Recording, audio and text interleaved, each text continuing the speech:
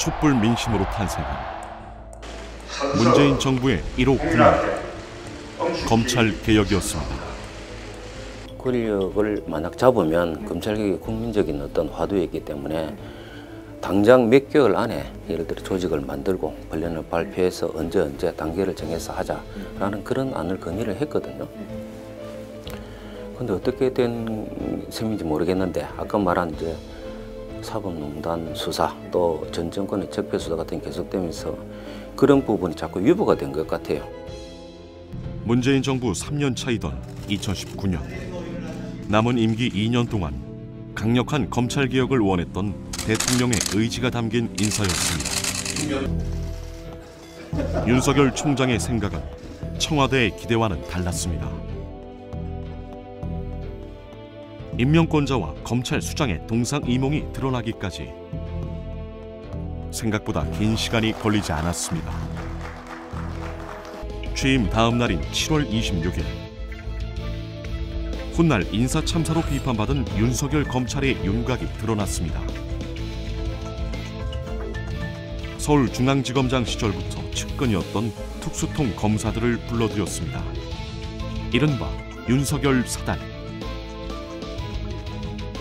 윤석열 총장 체제에서는 그대로 대검찰청 핵심 보직으로 승진했습니다.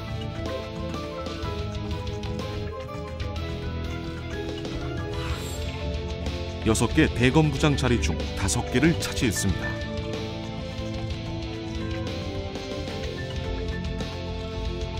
공백이 생긴 서울중앙지검에도 윤석열 사단으로 분류되는 검사들이 자리를 채웠습니다.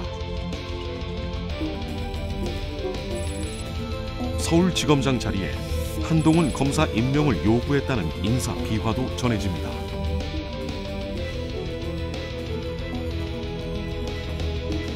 심지어 공안부장 자리에도 박찬호 특수통 검사가 임명됐습니다. 인적 쇄신보다는 제 식구 챙기기에 충실한 인사. 견제 장치가 사라진 검찰총장 독주 체제를 예고한 것이었습니다.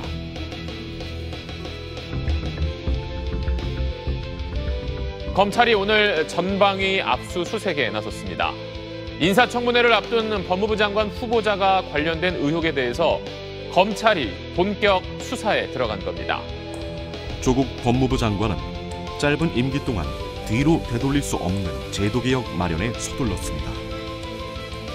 본연의 역할인 인권보호기관으로 거듭나기 위해서는 검찰의 직접 수사 축소가 반드시 필요합니다.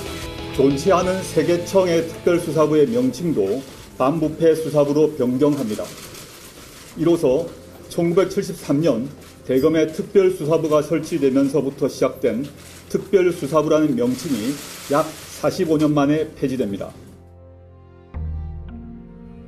그는 검찰 조직 개편, 인권보호 수사 등의 내용을 담은 검찰 개혁 방안 발표를 끝으로 취임 35일 만에 법무부 장관 자리에서 물러났습니다. 저는 조국 법무부 장관과 윤석열 검찰총장의 환상적인 조합에 의한 검찰 개혁을 희망했습니다.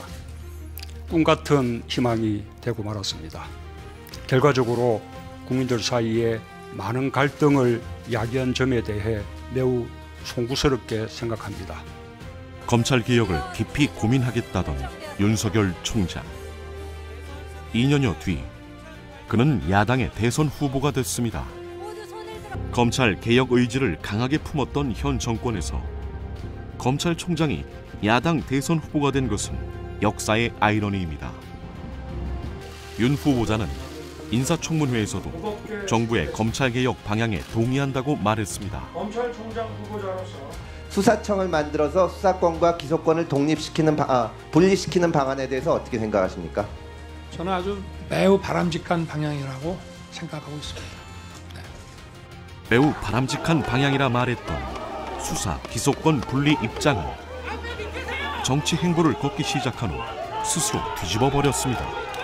검찰 수사권을 폐지하는 중수청법에 대해서 반대하셨잖아요. 근데 지금 진행 중인 이 소위 말하는 검수 완판이라고 하는 것은 어떤 부패를 완전히 판치게 하는 이 부패 완판으로서 헌법 정신에 크게 위배되는 것이고 국가와 정부의 헌법상 책무를 저버리는 것이라고 저는 생각합니다.